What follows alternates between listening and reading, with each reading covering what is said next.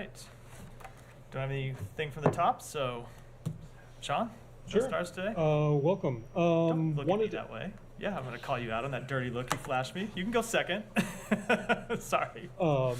Meant in jest. As you might guess, I'm sure all of us want to start on the situation of the foreign aid workers who were tragically killed in Gaza. What do you make of the Israeli explanation of it? Prime Minister Netanyahu says it was unintentional and that they're investigating. Is that enough at this point? What is the United States looking for Israel to do? So we're looking for them to do two things. One, to conduct a full, swift, and transparent investigation.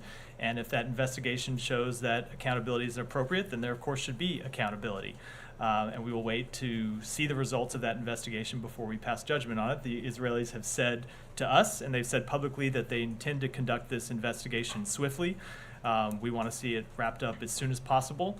And see them put in place any measures to prevent this from happening again in the future. And that's go to the second point that we think we need to see. Not just, they don't have to wait for the outcome of this investigation to do it.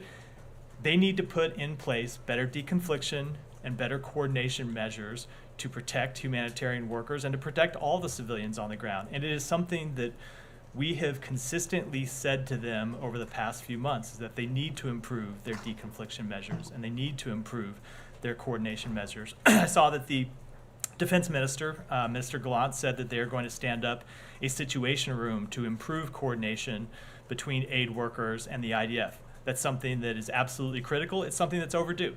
Secretary Blinken has, in his conversations with Israeli counterparts, made the case for some time that they need to stand up something like that. He raised that with Minister Gallant as recently as last week when he was here in Washington. And so we're glad to see them do it. Should have been done sooner. But it's an important step for them to take going forward. But ultimately, as the case with all of the measures they put into place, we're going to judge them on the results, not the intent. No, I mean, this obviously is something that's happened before, and not exactly the situation, but there was the tragedy with people receiving aid who were killed. If you go even before October 7th, there was the investigation to the killing of Shirin Abu Akleh. I mean, do you think that the Israeli investigations and the U.S. responses have had an impact, particularly the U.S. responses? I mean, do you think that just saying that you're going to wait for the Israeli investigation for the Israelis to act is having an impact? So there have been times that the steps they have put into place because of at our urging have had an impact and have had an impact to to have had a positive impact. For example, when the secretary traveled to Israel and pushed them to implement better deconfliction, we did see an improvement in deconfliction. We saw them evacuating specific neighborhoods instead of just sending blanket evacuation orders across entire stretches of North Gaza. And those did have a positive impact, but they haven't been sufficient. And so that's why I made this point at the beginning, that we want to see them take further steps, like the ones that they say they're standing up. But we're going to watch, and if there are more things that need to be done, we will, of course, call on them to do so. With respect to investigations, look, I don't want to pass judgment on what this investigation will show, just as you don't want to pass judgment on what any investigation would show before it's concluded. It's important that they conduct a full, transparent, swift investigation. They need to find out exactly what happened. And we will. I'll wait to pass judgment on it until it's completed. Just one more following up on that. But I mean, the president himself laid out this aid plan at the State of the Union. It was quite the United States was very visible in that, saying that, talking about the portable cure and everything. What does this say about that? I mean, is this ruining the U.S. efforts to get aid in? I mean, obviously the U.S. can still do it, but tons of aid that we're supposed to go in have already gone back because of this killing. So it will not affect our efforts to stand up the pier to deliver aid through sea. That effort is ongoing. The Pentagon is working hard on that, and I know they brief on that on a regular occasion, and we want to get that stood up as soon as possible. Of course, this strike does reveal the very difficult situation that aid workers on the ground inside Gaza face when it comes to not just receiving aid in Gaza, but then actually delivering it. So, for example, and I know we've talked about this quite a bit over the past few months, it's one thing to get aid into Gaza, either through Rafah or Kerem Shalom or through a maritime option when we have that up and running. The real question is being able to distribute it, and that's, of course, it's in the distribution efforts where we saw this tragic strike take place yesterday. So it does, of course, raise real concerns about the safety of those aid workers who are doing that dangerous work. And I think it's important to remember that these were 7 tragic deaths yesterday, but over 200 aid workers have lost their life since this conflict began. So that just reiterates and heightens the need for Israel to do better going forward. And it's why the steps that Minister Gallant outlined yesterday, we are going to be watching closely to see if they are fully implemented and implemented in a way that yields better results, because there very much need to be better results. And again, I'll come back to one point that we often make, and you've heard me say this, you've heard the Secretary say this publicly, but this is a case that we make directly to the government of Israel. They need to do better in delivering in allowing humanitarian assistance to be delivered, and in achieving better deconfliction and coordination measures for the benefit of the innocent civilians inside Gaza who are suffering. That's enough of a reason to do it on its own. That should be enough of a reason to do better. But it is also in Israel's security interest to do better. And so we will continue to press them to do that. Just one more. Could there be any repercussions for the United States? I mean, I know you're going to say that you're waiting for the result of the investigation and everything, but as we've discussed, I mean, we've had this before, investigations. We keep seeing these. It wasn't just these 7. I think there are 200 aid workers or so who have been killed by some Saudis. So obviously something's not happening. Are there more measures that the United States could do? More pressure that the United States could impose? So we are going to continue to say exactly what we think about this publicly. We're going to say exactly what we think about this privately. We're going to offer our best advice to them on things that they could do better, and we are going to push them to do better as we have done since the beginning. Mary.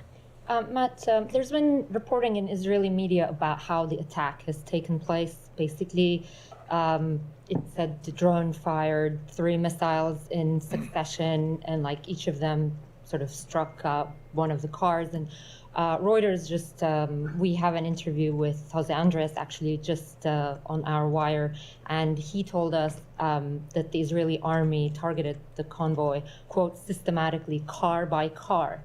And, Prime Minister Netanyahu talked about this being a mistake and unintentional.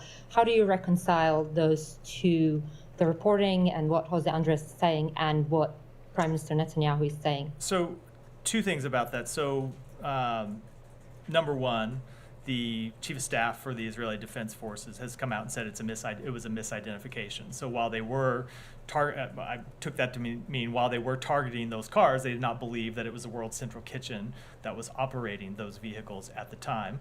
But that said, we need to wait and see the outcome of this investigation to know with any confidence what it was that happened, and we're going to wait to do that. But the second point is, it doesn't really matter how they made the mistake. At the end of the day, you have 7 dead aid workers who were there trying to deliver humanitarian assistance. So whatever the reason was that led to this tragedy, whatever the mistake that happened inside the IDF, it's unacceptable. And they need to do better, and they need to put measures in place to ensure that it doesn't happen again. And given there was an American citizen killed in this attack, why isn't the United States conducting its own investigation? So we don't conduct investigations of the type I believe you're referring to from this building, so I wouldn't presume to speak to any. But, I mean, could the administration consider sort of Department of Justice can do that, FBI can do that? Again, we don't conduct that type of investigation from the State Department. I'm not going to speak on behalf of any other agency.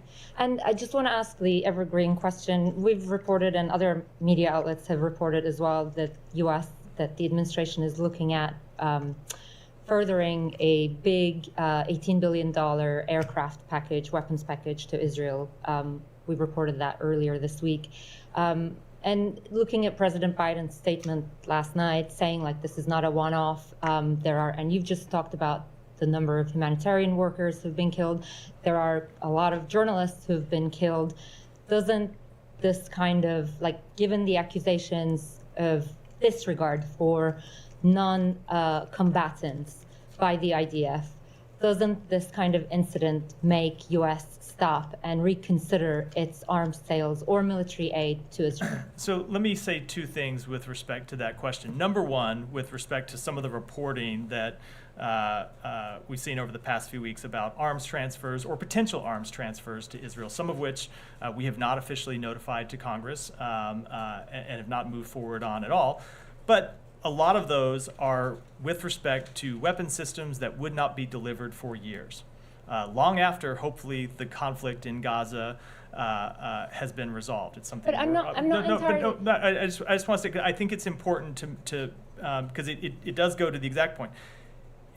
We have had a long-standing security relationship with the state of Israel that predates this administration, that predates the current government in Israel, and that has existed through Democratic and Republican administrations in Washington and through governments of different parties in Israel, because we are committed to Israel's long-term security. So when I get questions, and I see some of the reporting about arms transfers or potential arms transfers to Israel, some of which started years ago or approved years ago, and some of which relate to systems that won't be delivered until years down the road. I think it's important to put in context that those relate to our overall security relationship with Israel and our overall commitment to Israel's defense against a number of adversaries that it faces in the region that are committed to the destruction of Israel. Now, with respect to the question I know that you're getting at, which we've addressed a number of times here, we continue to be committed to Israel's defense, but we continue to press them consistently to ensure that they fully comply with international humanitarian law, and critically, that when they do make mistakes, as they very obviously did yesterday, that they are transparent about those mistakes, that they investigate them, and if appropriate, there's accountability. I'm not entirely sure how the delivery date for this being down the line 4 years, 5 years has an impact on your decision making today, because you're making the decision today with the information that you know there are various accusations about Israeli military's conduct in Gaza. Elsewhere, there are incidents that the State Department is looking at whether Israel has breached international rules like humanitarian law. So I'm not entirely sure how relevant it is that the delivery of those are down the line. But just one last thing. You said a minute ago, so you talked about misidentification. Are you referring to the video of Israel Chief of Staff, or are you? Correct. I mean, yeah, correct. And the also, statement he said publicly. Is that what U.S. government have been told, that it was a misidentification? They have told us. They have told us the same things privately that they have said publicly. But I mean that they took the strike, but they weren't aware that it was a WCK convoy. I am not going to. They have. As I said. The thing that the point about misidentification that General Halevi said in that public statement is what they have communicated to us privately. I'm not going to get further into the conversations, but ultimately what's important is that they conduct an investigation to identify how that mistake happened, exactly how it happened, and what they can do to prevent it from happening in the future. So, short follow-up on that. Also, the IDF statement, Levy said that the misidentification was at night. Is that the understanding of the US government as well? And can you shed any light on why aid convoys are traveling at night at the moment? I don't have any reason to dispute that statement. And with respect to aid convoys traveling at night, I think they travel at different times during the day, but some of them, especially those traveling to the north of Gaza, where the aid situation has been much more restricted, there's been a more desperate humanitarian situation. Sometimes they've been traveling at night to minimize the scenes like we saw several weeks ago, where you saw stampedes of desperate individuals trying to rush out and take aid from the truck. So they've been trying to move at times that would mitigate the risk of that happening. And just one. But actually, they also do move during the day. They don't move only at night. Okay, and one on just timing. I know you say swift investigation. Can you give us any more detail, whether this is days, weeks? I would defer to the government of Israel to speak to that. We want to see it happen as soon as possible, while ensuring that it is thorough and gets to the actual bottom of what happened. Just one more on this, and then a question on the Benny Gantz comments from today. So has the government of Israel shared with you any information that prove that this was what they're saying, a misidentification, or are you just trusting that?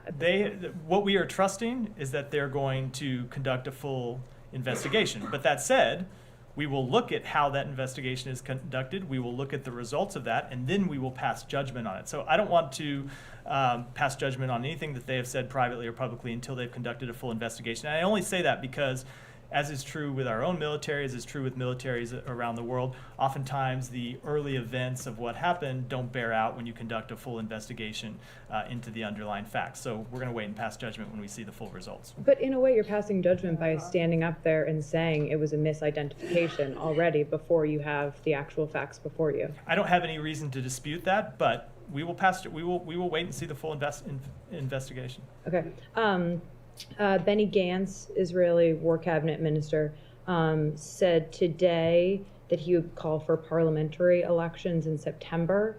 What is the U.S. response to that? Would you support such elections taking place? That is entirely a decision for the Israeli people and the Israeli members of Israeli government to make. Yeah, go ahead. Something that Kumar asked. But when you're talking about 3 strikes on this convoy, I mean, even if we take at face value that there's misidentification, I mean, is that appropriate? I mean, you have a convoy which is apparently clearly marked by aid, but if it's whoever it was in there, having 3 strikes, they're systematically destroying it. Do you think that's an appropriate way to go? It's hard to comment on that without getting into a hypothetical. You can obviously see a scenario if there were a convoy of clear terrorists that it might be appropriate. That obviously was not the case here. So I think we will wait, as I said, for the results of the investigation to pass judgment on how this mistake happened. But as I said, it ultimately doesn't matter whether it was 3 or 2. They killed 7 aid workers. However they made the mistake, it resulted in a tragedy that should have never happened, and that's what they need to prevent from happening again. Yes. Thank you. On the investigation, Matt, do you believe that Israel's record in investigating itself is a good record? They have come up with good results in the past. I mean, there's been so many investigations. Can you cite one investigation where they actually came clean? So they have spoken to a number of investigations, including one where you had members of the IDF who behaved inappropriately inside a mosque, and they spoke to those members being disciplined. They have spoken to a number of other investigations that they have ongoing. I read comments last week from the chief lawyer inside the IDF who talked about a number of ongoing investigations they have. But ultimately, let's just wait, see what the investigation comes up with, and then we can make our judgments. Okay. Now, I have a couple more, just bear with me. On the misidentification, so when they say misidentification, does that tell us that they were actually after 3-car convoy that had Hamas fighters in it and they were targeting? Or, movement of fighters by cars, which is obviously unusual, and so on. Is that what you think they meant? I don't know what they were after. And ultimately, as I said, it doesn't really matter what they were intending to do, because what they did do was kill 7 aid workers, and it's unacceptable and should not happen again. Okay, so there's been about 196, I believe, 196 aid workers killed in Gaza, 175 UN workers, including UNRWA workers and so on. So I want to ask you, do you believe there's any kind of, what is different about this strike? The fact that this particular strike was, owned or headed by a famous chef and had citizens of Canada and Australia and Britain and the United States, and not just Palestinians? Is that the only difference for this strike to garner such a great deal of space and to engender the anger of the President of the United States of America and your anger? So, Saeed, I won't speak to why any one strike gathers more attention than others. That's a decision that's largely not made by the United States government. I will say, when it comes to the United States government speaking out, we have talked at length about the need for Israel to do more to minimize civilian harm and minimize death to aid workers. That didn't start this week with these deaths, the tragic death of these 7 World Central Kitchen workers. We have talked about it for some time, and we have pressed the Israeli government to do better and offered them ideas on how to do better. And as I said at the outset, one of those ideas was to stand up the kind of situation room that they are now standing up. Last question on Rafah and the meeting that took place on Monday. It seems that there are deep differences between the United States of America and Israel on the Rafah invasion. Can you update us on what's going on? What will the United States what does the United States expect? What does the United States expect Israel to do? Because we're talking about, movement of maybe 1.5 million people. I couldn't tell if you were. I was going to jump in, and sometimes I've jumped in. Yeah, You've please, not been done with the question, that's so I fine. didn't Go want ahead. to interrupt you. No. So, with respect to a potential operation in Rafah, what we have made clear to them is we share the goal of dismantling the remaining Hamas battalions that exist in Rafah and do pose a legitimate security threat to the state of Israel and the people of Israel. But we do not want them to conduct a full-scale operation that we believe would not only lead to a high number of civilian deaths and would hinder the delivery of humanitarian assistance, but would ultimately weaken Israel's security. So what we did in that meeting that the Secretary attended at the White House a couple of days ago is to offer them our best advice on other ways to accomplish that mission, and we will have follow-up meetings in the coming days to further that conversation. Go ahead. I'll Thank you, come to Matt. you next. So you said that we have 7 dead international aid workers, and you want to avoid seeing more killing in the future. So therefore, you said that you asked Israel to coordinate better and to establish deconflicting zones. But this is contradict with what exactly happened with World Central Kitchen. They coordinated with the Israelis to every detail, and they went into exactly the deconflicting zone on the beach, and yet they were targeted. So how this applies now? What difference does it make? That is exactly the point I was making. They've had deconfliction measures. They have had coordination measures to try to prevent tragedies like this from happening, and they haven't worked well enough. Clearly, they haven't worked well enough. When you see not just these 7 aid workers that have been killed, but over 200 aid workers that have been killed since the outset of this conflict. And so they need to do a better job. Some of this has been bureaucratic, with aid workers not talking to with the IDF not having set up the right channels to communicate with aid workers, and messages not getting passed back and forth. But as I said, ultimately, whatever the details are that broke down here, the result is unacceptable, and that's why they need to do better. And so that's why they need to have improved deconfliction and coordination measures to prevent tragedies like this from happening in the future. Okay, so as a result of the killing of the World Central Kitchen staff, also ANIRA, which is an American NGO, suspended their work in delivering aid to Gaza. And before that, UNRWA was targeted by the Israelis of saying there are some people who were involved in the October 7 attack, and we're still waiting for the investigation. So practically, 3 of the vital organizations that providing aid to Gaza either suspended their work or they don't have enough fund to help the people who are starving in Gaza. Some people believe that this actually is a kind of a strategy on behalf of the Israelis to use food as a weapon of war and to prevent Gazans of receiving the aid and therefore forcing them to leave, as some kind of strategy by Prime Minister Netanyahu. Do you see it? Can you entertain this for a second, this thought that actually this is not a mistake or unintentional or haphazard or what accident, but actually there is some kind of thought process that get into it by the Israelis? So a few things just in the preface to the question first. So with respect to UNRWA, it's not just the Israeli government that found that there were UNRWA workers that participated in the terrorist attacks. It was UNRWA itself. And I think that's always an important thing to remember. UNRWA itself that actually briefed the United States on its own findings.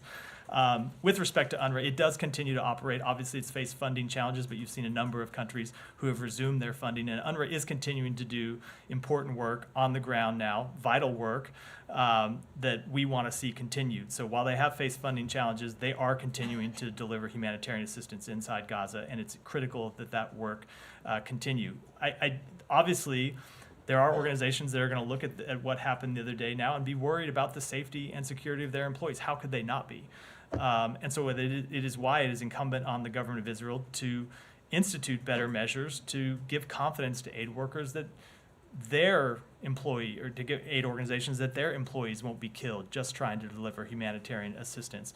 With respect to the overall policy, look, I can just speak to what the government of Israel has said and what they have done. So they have said they want to see humanitarian assistance come in, and they have allowed humanitarian assistance to come in through Rafah, through Kerem Shalom, through the 96 Gate. They're working with us on this maritime option that we are standing up with the cooperation of other countries in the region. But in all of these circumstances, it has been not enough. It has been too little. It has been plagued in many cases by bureaucratic delays and bureaucratic obstacles that we are continuing to try to work through. But it's kind of the same thing as with respect to it's the same point I'm making with respect to these deaths. Whatever the reason, the amount of humanitarian assistance hasn't gotten in at the levels it should have, the ultimate fact is the fact, which is not enough food, not enough water is getting in right now, and the government of Israel needs to do more to allow it to get in and to facilitate it getting in. Go ahead. Thank you. Just want to follow up Said's questions on, the nearly 200 aid workers killed in Gaza and your, difference in your approach. President Biden yesterday expressed outrage over the killing of 7 aid workers from the World's Central Kitchen in Gaza.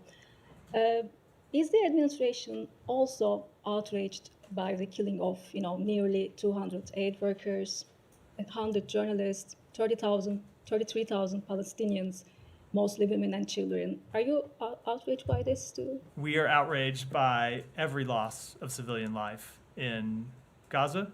And you've heard the president speak to this. You've heard the secretary speak to this in saying far too many civilians have been killed. Too many aid workers have died in this conflict. Too many journalists have died in this conflict. And we want to see Israel do a better job in minimizing all of those casualties. Just one more on that. Biden also in the same statement said that Israel has not done enough to protect aid workers and civilians. And you yourself said that, you have repeatedly urged Israel to take some steps to minimize civilian harm in Gaza. And if there are steps that Israel needs to take and Israel chooses not to take them, doesn't it mean that, Israel is deliberately attacking aid workers and civilians? No, I don't think you can necessarily make that conclusion because because sometimes there are bureaucratic obstacles that are presented, and we try to work through those bureaucratic obstacles. How do you explain the killing of 33,000 Palestinians then? So partly this is because Israel is operating in an incredibly difficult environment where Hamas hides behind human shields. They're operating in an urban environment where Hamas has constructed tunnels beneath apartment buildings, hides in mosques, hides in hospitals, even hospitals that, like Al-Shifa, that Israel had cleared. Hamas returns to those hospitals. And so it is an incredibly difficult environment, and the Israeli Defense Forces face real challenges. Does this justify real challenges, but I'll say it does not minimize at all their responsibility to do everything possible to prevent taking civilian life. Yeah. Tom? Just to follow up on the several questions about the value of investigations after actions by the IDF. I mean, you've called numerous times for investigations after Palestinians have been killed in recent years.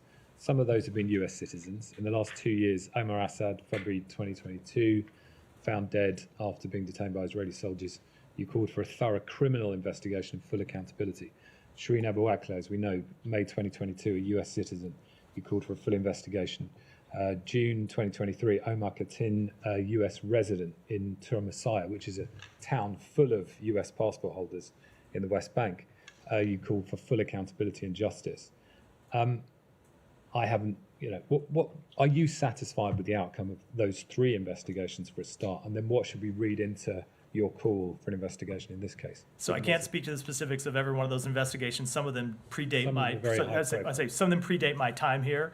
Before I was working at the State Department, I can say with respect to the investigation of Shireen Abu Akleh, of course, we called on Israel to investigate, and we also called on them to cooperate with our investigation.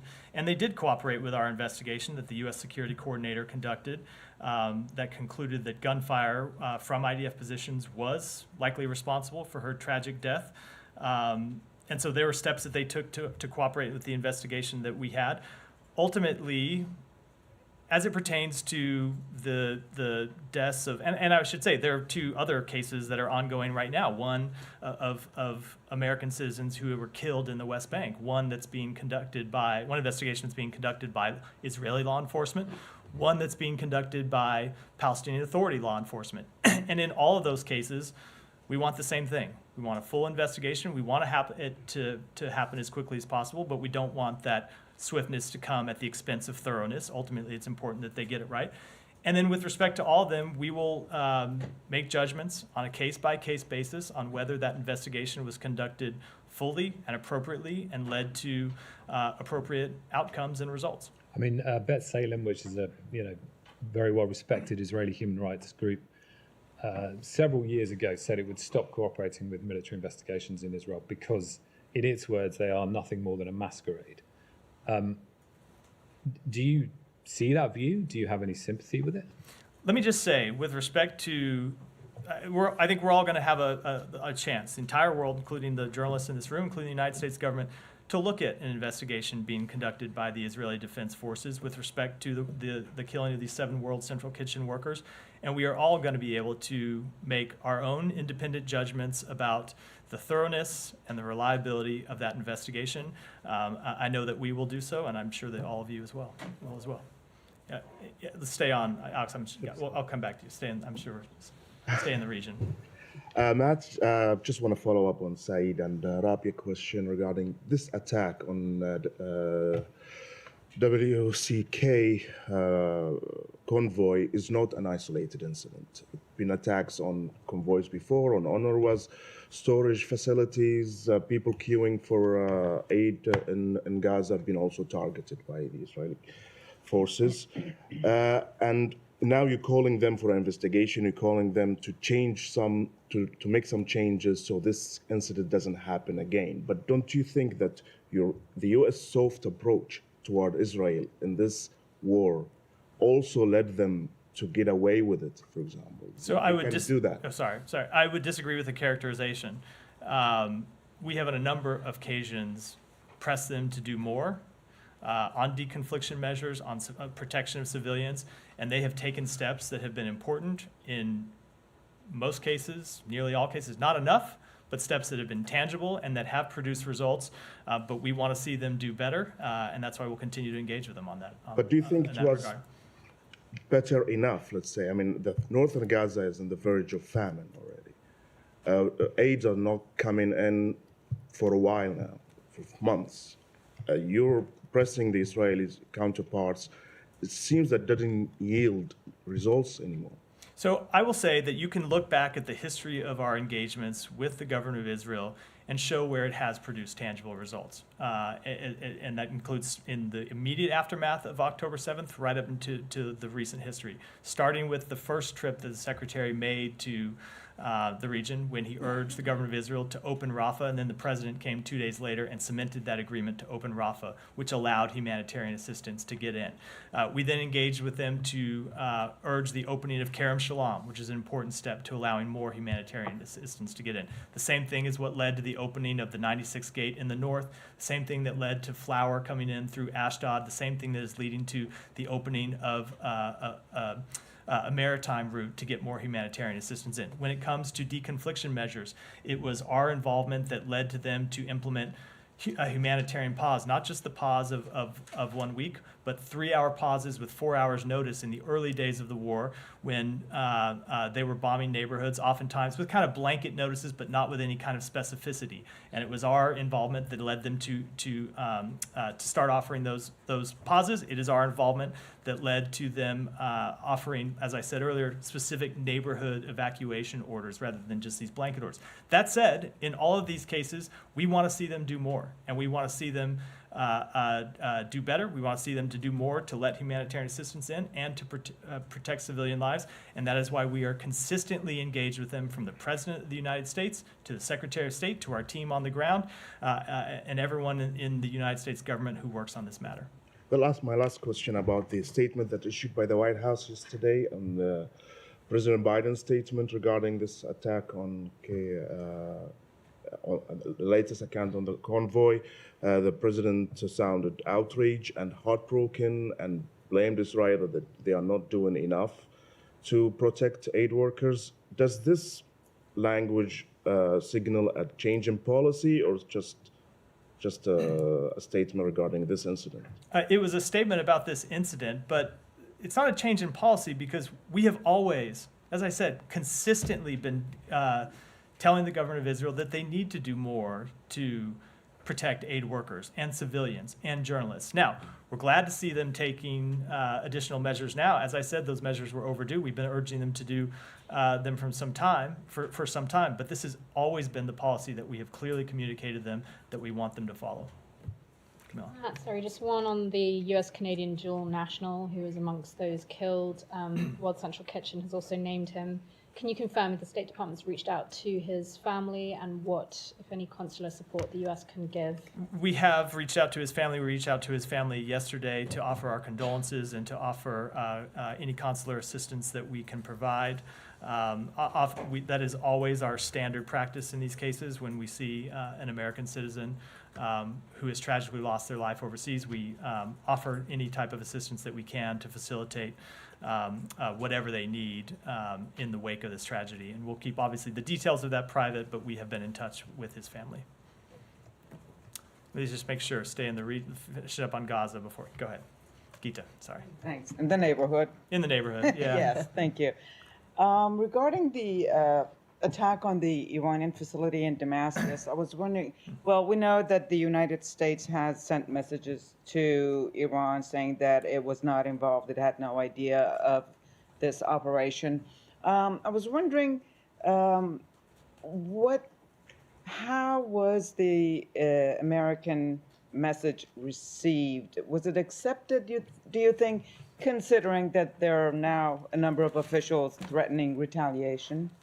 So I am not going to speak to how it might have been received. The Iranians can speak for themselves. I will just say that we made very clear to the Iranians that we had no involvement in this strike. We didn't know about it at the time, and we warned them not to use this attack as a pretext to attack U.S. facilities or personnel.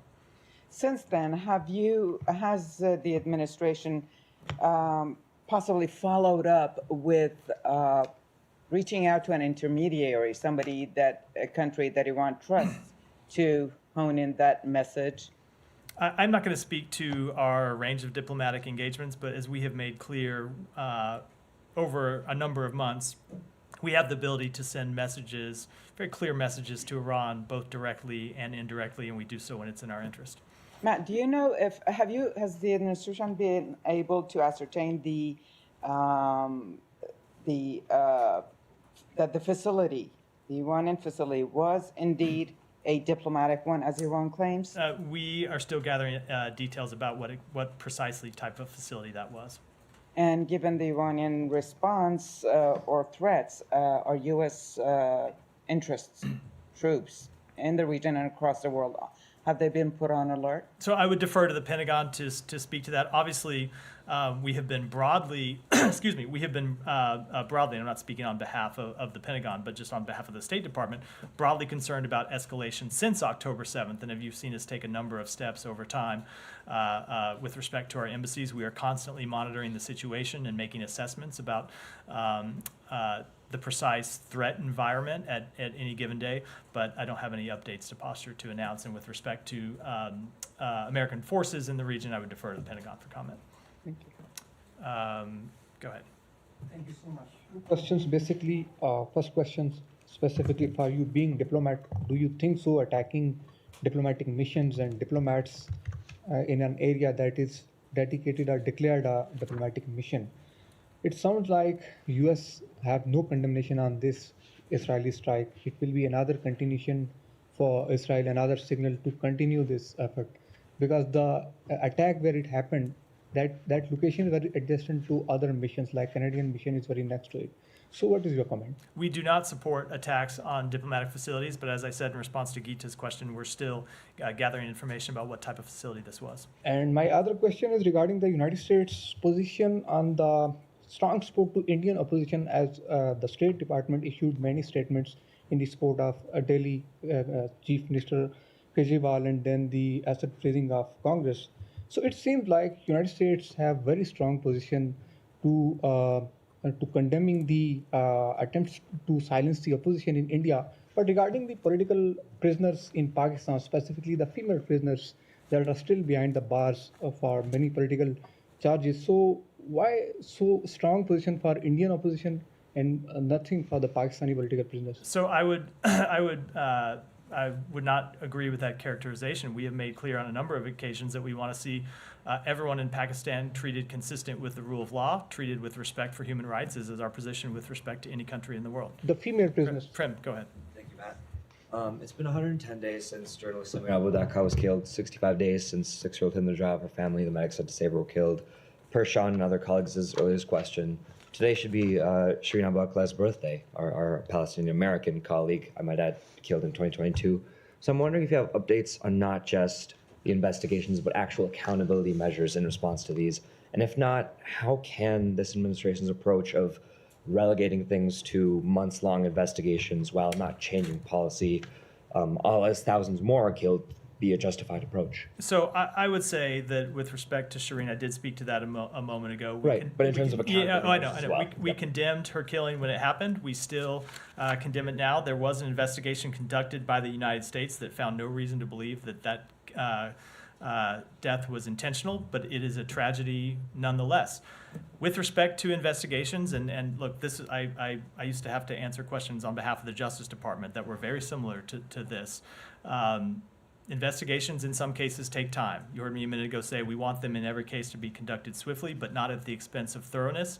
And that is our position with respect to these investigations in Israel. It is our position with respect to investigations anywhere in the world, whether they impact an American citizen or they involve other types of tragedies. So we will continue to press for not just full investigations, but when warranted, all appropriate accountability measures. But so, yeah, like given that approach, I understand, but given again that thousands of people have been killed since these incidents have laid out, the Hind Rajab's killing, the journalist killing, like how is this justified given, and as you've said yourself, like the material consequences of these things matter. The fact that 7 aid workers have been killed matters. So how can this approach continue to be justified if, well, at the end of the day, what matters is thousands of people continue to be killed with no change of policy? So there are two things here. I think one is with respect to investigations, and we want to see accountability measures when appropriate for people who have behaved inappropriately in violation of IDF code of conduct or in violation of international humanitarian law. We want to see accountability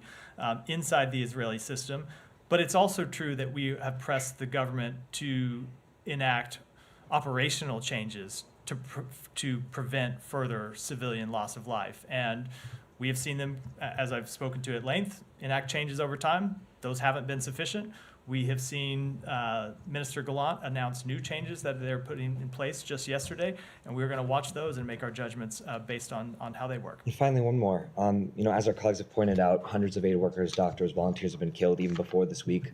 The U.S. has cut funding to UNRWA. The World Central Kitchen is pausing operations, and NARA is pausing, all out of fear of their workers being killed. And, you think of, for instance, the Mr. Rogers quote, the infamous Mr. Rogers quote, if you're hearing me. When I was a boy and I would see scary things in the news, my mother would say to me, look for the helpers. You'll always find people who are helping. I imagine, you and your colleagues have come into this work, hopefully, trying to be helpers too. So I wonder, what's the United States' message to the helpers in the world trying to help people in Gaza, given those helpers are being killed with American military aid? So you saw the secretary speak to this, with a very similar quote yesterday, speaking in Paris about how aid workers are the helpers that run into conflict to provide help to those who need it. And our message to them is what it has been throughout this conflict, that we support the work that you do. We fund the work that aid organizations do in Israel, in Gaza, all around the world. And we want to see that work continue. And we will continue to make very clear to the government of Israel that it needs to do much better to protect those workers from harm. All right. Any more in the region before we move on? Yeah. We'll finish here and then I'll take a few. You said that you don't expect that this attack is going to impact the humanitarian pier being set up and the support from that pier getting to where it needs to go, I assume? No, what I was speaking to is you have to separate, when you think about the pier, you think about it the same way as I think delivery through Rafah or anywhere else. There is both getting aid in through the pier and into Gaza, that's the first step, and then there's the delivery of that aid inside Gaza. We do not expect that it would impact the first. Of course, the ability of humanitarian aid workers to deliver aid inside Gaza, which is what we saw tragically impacted yesterday, continues to be an ongoing concern. And so it's why it's important that the government of Israel improve deconfliction and coordination measures. So could this incident delay that pier being up and running and getting the support to people? I would refer to the Pentagon for any comment about the timeline of this pier, which you should not read into one way or the other than it's a project that they are managing. And it's just something I've never been able to speak to from here. Mira. Just to follow up on that one, actually, have you had since yesterday any conversations with Pentagon or with any possible humanitarian aid partners on the ground about, how concerned they are? Because now it would be expected that perhaps they would look for additional measures to ensure their safety and security. We've had a number of conversations with humanitarian aid organizations who, as you might expect, as you would obviously expect, are incredibly concerned about what happened. But the sad truth is, as we've spoken to, some of you have mentioned your questions I've spoken to, these are not the first death of aid workers. There have been 200 aid workers that have been killed. So the very sad truth is that the workers doing this important work are aware of the risk because they're living with them every day and are putting their lives potentially on the line to deliver humanitarian assistance. So what we have heard from aid groups is they want to see the government of Israel do better, and that's what we have pushed the government of Israel. And had you picked a partner on who's going to distribute from that pier, who's going to pick it up from the pier? I'm not aware of any further updates or developments on that question. It's something we're continuing to work through. Just a couple of other things. Is it State Department's or is it U.S. understanding that there is already famine in Gaza? You have warned of imminent risk, but is it your understanding that there is already famine in Gaza? I'm not aware of an assessment that there is currently famine. Now, there are places where we have a lack of information, particularly in northern Gaza, where it is very clear that there is acute food security and there is a potential for famine. What's actually occurring on the ground is very difficult to know. Bottom line is there needs to be more food delivered to people who desperately need it, because if famine is not already occurring, there are at least parts of Gaza that are on the brink of famine, and we need to get food in to those people. And two more things. Palestinian Authority wants a vote at the UN Security Council in April to become a full member. Does the U.S. oppose this? And if necessary, would you veto it? So I'm not going to speculate about what may happen down the road, but we have always made clear that we believe while we support the establishment of an independent Palestinian state, and you've seen the Secretary engage in very intensive diplomacy over the past few months to try to establish a Palestinian state with security guarantees for Israel, that is something that should be done through direct negotiations through the parties. It's something we are pursuing at this time and not at the United Nations. Okay. And the final thing is, Kirby said, I'm almost done. Kirby said yesterday on the podium that State Department has not found that Israel's military conduct has violated international humanitarian law. His comments sounded conclusive and definitive.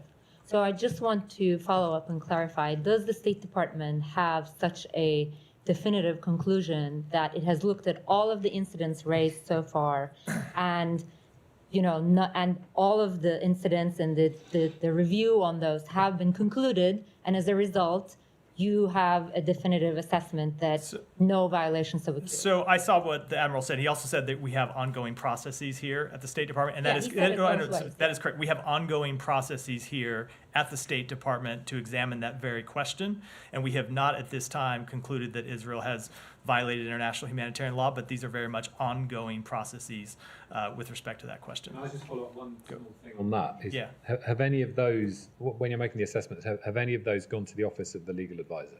I have made it clear that we are not going to talk about the specifics of internal deliberations and how we're conducting those processes. But if this it's about international humanitarian law, so it's a legal assessment. There are a number of offices inside the State Department that are involved in these assessments, but I'm not going to speak to the exact specifics. Are you able to say how many incidents in total are you looking at? Is it a couple of? Is it dozens? A number of them. I'll leave it at that. Yeah. Yesterday's presser. I meant Sean, but go ahead, Alex. I've been overlooking you for some time, so go ahead. Back to yesterday's presser. The secretary seemed to suggest that Russia has already received Iranian ballistic missiles and has used it in Ukraine. The White House yesterday couldn't confirm that. Did the secretary mean to say that? Was it a translation error? I shouldn't mentioned that he was speaking in French. He was speaking in French, and we have made very clear that we have been concerned about the burgeoning security partnership between Iran and Russia. The Secretary was speaking to the fact that they have delivered drones already.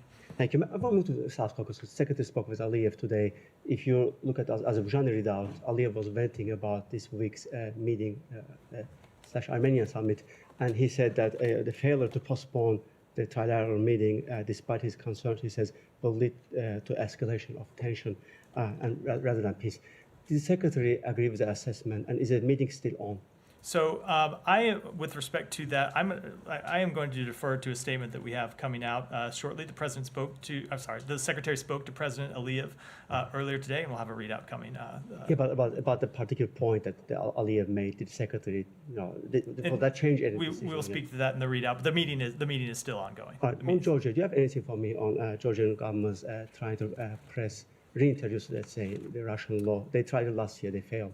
It looks like they are trying to do it. So we've seen the reports that they are considering that potential legislation, and I would just say that last year tens of thousands of Georgians took to the streets to make their European ambitions known and to reject the last attempt to implement this law.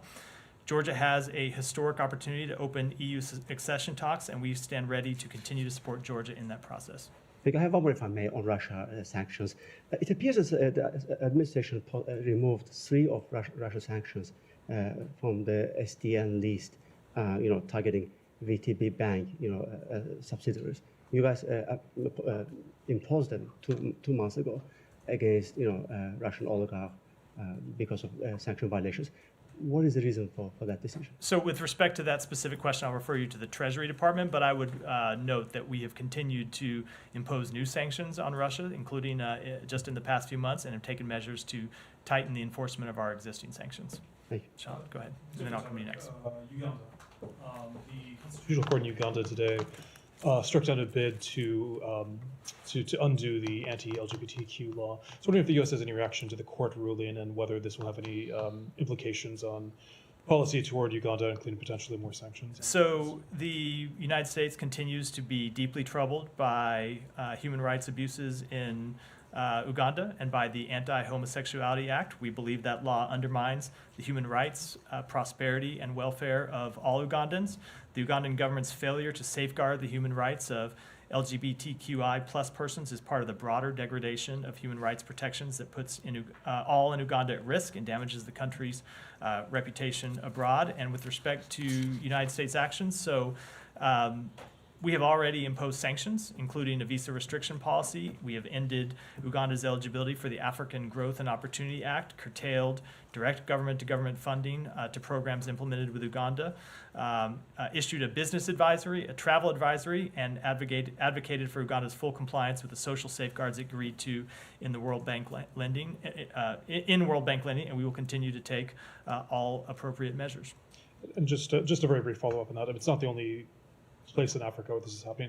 Ghana, there's still the debate there. I mean, is there a concern about a broader push against LGBTQ equality in Africa, and particularly in Ghana? Is there any communication on that with the Ghanaians? So yeah, we are deeply concerned by legislation under consideration elsewhere in Africa and globally. It's not just in Africa that targets LGBTQI plus persons and their allies. We believe that governments should protect all individuals in their countries, and that every person deserves full dignity, and that these laws, whether they be in Africa or anywhere else in the world, undermine the human rights, prosperity, and welfare of individuals and risk damaging their country's reputation abroad. Go ahead, and then I'll come to you. Would you have a comment on the earthquake in Taiwan, the worst in 25 years? I would say first and foremost, we express our deepest condolences on behalf of the United States to the at least 9 people dead and 900 injured and their families and everyone who was affected. We stand ready to support the people of Taiwan at this difficult time. USAID staff in the region and here in Washington will continue to closely monitor the earthquake and tsunami warnings and will remain in close contact with the American Institute in Taiwan and are ready to provide assistance if necessary. Also, with the AIT chairperson now in Taipei, would you have a message ahead of the inauguration next month of Taiwan's president-elect? I would say that the chair will meet during this trip with a range of senior Taiwan leaders, political figures, and scholars from across party lines to discuss continued U.S.-Taiwan collaboration on issues of mutual interest such as regional security, a mutually beneficial trade and investment, and people-to-people educational and cultural ties. But broadly, U.S. policy has not changed. We have a long-standing, rock-solid partnership with Taiwan, and we look forward to continuing that unofficial relationship through the Taiwan political transition. On equality, the Secretary announced a new chief DEI officer yesterday, but there's criticism both internally and outside of state on why this took so long. The position was vacant for 10 months and doesn't require Senate confirmation. So why did it take so long if this is such a top priority for the Secretary? So we were working to find the best possible candidate, and we believe we did find the best possible candidate. Oftentimes when it comes to these jobs, you have to go through difficult bureaucratic procedures to fill basic positions. But I will say the emphasis that the Secretary has put on this job has not wavered, and has put on this issue has not wavered throughout that time, and that our work to expand diversity has continued since the outset of this administration, because the Secretary believes that having a workforce that reflects America and all of its diversity makes us stronger and improves our national security. And we look forward to working with this new diversity officer to expand the work that we are already doing. And we'll take one more and then wrap for the day. Thank you, sir. An Indian internal investigation has found the involvement of their intelligence officials into the assassination attempt on Sikh leader Gurpratap Singh Pannu in New York. According to Indian media, that report is also shared with the State Department. Do you have any response on that? Because you were also waiting for that since long. So I'm not going to speak to media reports. I will just say that we have made clear to the government of India that we want to see them conduct a full investigation, and we continue to look forward to the results of that investigation, but I don't have any updates to offer. So according to some media reports, the United Nations has delivered more than $2.9 billion in cash to Afghanistan since the Taliban seized control, resulting in the flow of U.S. funds to the extremist group. So sir, is this happening with the consultation of U.S. government, or? No, not at all. So let me make clear that we require all of our partners to have safeguards in place to ensure that assistance reaches those who need it. We also require robust monitoring and reporting from partner organizations implementing assistance programs, including those in unstable and unfriendly environments. When there is cause for concern related to the delivery of assistance, we have plans and protocols in place to respond, and we will continue to monitor all of our assistance programs and seek to mitigate the risk that U.S. assistance could indirectly benefit the Taliban or could be diverted to unintended So in recipients. response to the President Biden's letter, Pakistani Prime Minister Shehbaz Sharif has said that Pakistan is willing to work with the U.S. for global peace and regional prosperity. What support can U.S. offer Pakistan in addressing security threats from neighboring countries and combating the Pakistani Taliban? So we will continue to work to expand the security partnership between the United States and Pakistan. We have spoken to that a number of times from this podium. It's been a priority for us, and will continue to be so. With that, I'll wrap for today. Thanks.